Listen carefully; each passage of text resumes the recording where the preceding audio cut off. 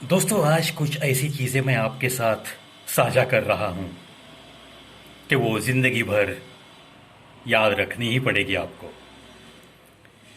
ऐसे ही एक मोहल्ले में मैं मेरे दोस्त के पास आते जाते रहता हूँ। तो उसके घर के बाहर, आप उसकी कॉलोनी में कह सकते हो, दो बड़े ही अच्छे कुत्ते हैं। किसी ने पाले तो नहीं है, लेकिन मैं जब भी जाता हूँ तब जब से मुझे पता है कि वहाँ दो कुत्ते हैं, तो उनके लिए मैं कुछ न कुछ खाने के लिए लेके जाता हूँ। अभी अभी परसों ही मैं ऐसे ही गया था, तो उनको मैंने बिस्किट्स खिलाना शुरू कर दिया। और इतने में ही दोस्तों, दूसरी गली का एक कुत्ता उनके नज़दीक आने की कोशिश करने लगा, तो वो भौंकने लगे। हर लड़ाई पेट के लिए तो होती है, और आखिर वो तो गूंगे जानवर है। उनके हर किसी की एक हद होती है, सीमा होती है। उसके अंदर वो किसी को भी घुसने नहीं देते। और ये मौसम जब चल रहा है, वो भौंक रहे हैं और मैं बिस्किट खिलाने की कोशिश कर रहा हूँ, दूसरे कुत्ते को हकालने की कोशिश कर रहा हूँ। इतने में ही मेरे दोस्त के पड़ोस की एक औरत, बूढ़ी सी औरत, कम से कम उम्र उसकी 65 या 70 के बीच है, हाथों में एक माला लिए भौंकने वाले कुत्ते की तरफ दौड़ते चली आई और एक पत्थर उसने मारा।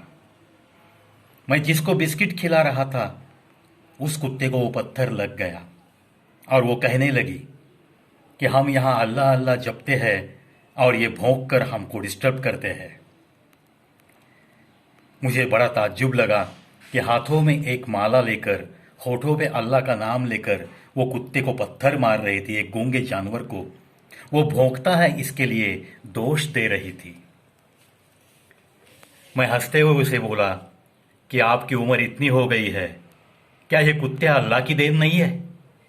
क्या कुत्तों के भौंकने से आपकी नमाज में, आपके जप जाप में इतना डिस्टरबेंस होता है? क्या किसी मस्जिद के बाहर कोई कुत्ते भौंकते नहीं है नमाज के वक्त? दिन में 5 बार नमाज अदा की जाती है, तो क्या सारे कुत्तों को भौंकना बंद कर दो, ऐसा कहने के बाद क्या वो भौंकना बंद कर देंगे? क्या अगर आप नमाज पढ़ रही हो और आपका छोटा सा बच्चा है, वो बेड पे लेटे लेटे बहुत रो रहा है, तो क्या नमाज पूरा होने तक उस बच्चे को रोते ही देगी? सच कहता हूं दोस्तों, गूंगे जानवरों से, कुत्तों से, जिन्हें किसी ने पाला नहीं है, उनके लिए थोड़ा बहुत कहीं थे खाना लेके जाना, कुछ बिस्किट्स लेके जाना, जो उन्हें अच्छा लगता है, वो खा सकते हैं, वो लेकर जाना, इसी में तो इंसानियत है। आखिर ये सारे गूंगे जानवर भी तो उस अल्लाह की तो देन है। एक हाथ में माला लेकर, होठों पे अल्लाह का नाम रखते हुए कुत्ते के ऊपर पत्थर फेंकना, उसे जो इंजरी हो जाएगी उसके बारे में बिल्कुल नहीं सोचना। क्या वो नमाज अदा हो सकती है? क्या वो जब जाप, वो अल्लाह का नाम उस अल्लाह तक पहुंच सकता है? बिल्कुल नहीं पहुंच सकता। मैं विनती करूंगा, अपनी उम्र बढ़ती है वैसी अपनी सोच में भी सुधार लाना सीखो। ऐसी बातों से थोड़ा दूर रहना सीखो। जो गूंगे जानवर है, जो कुत्ते हैं, जिन्हें किसी ने पाला नहीं है, उनके लिए सिर्फ घर में बचा कुचा उनके सामने रखना ये उचित बात नहीं है। कभी कभी कुछ बनाकर भी उन्हें पास बुलाकर खिलाया करो। आशा करता हूं दोस्तों, मेरी भावनाएं आपके दिल तक जरूर पहुंचेगी। और अगर ऐसा ही नज़ारा कहीं दिखा कि कोई अगर कुत्ते के ऊपर पत्थर फेंक रहा है, तो उसे आप जरूर रोकोगे।